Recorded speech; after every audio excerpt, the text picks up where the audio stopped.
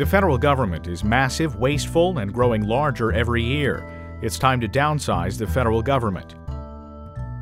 The Department of Energy was created in 1977 as part of the larger federal response to high energy prices. Today it consumes $29 billion a year in taxpayer dollars, $240 for each American household.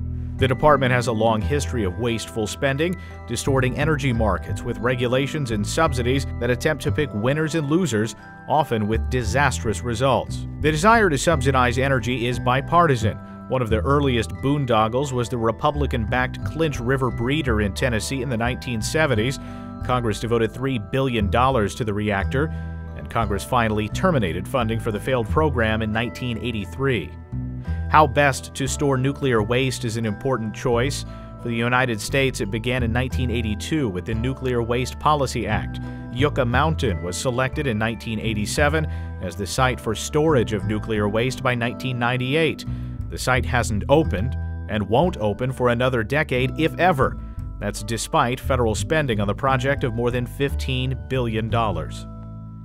Every president from Ronald Reagan to Barack Obama has supported subsidies for developing clean coal technology, but the programs have a poor track record. The GAO examined 13 projects and found that 8 had serious delays or financial problems, 6 were behind their original schedules by 2 to 7 years, and 2 projects went bankrupt. More recently, a hugely expensive clean coal plant in Mississippi that received $700 million in federal taxpayer money is grossly over budget and is a financial calamity for the Southern Power Company, according to the Wall Street Journal. There is perhaps no clearer example why the federal government should stay out of the market for energy than Solyndra, a solar panel company that received a $535 million U.S. Energy Department loan guarantee before going bankrupt. Under the Solyndra restructuring plan, the government is projected to recoup only about $27 million of that loan.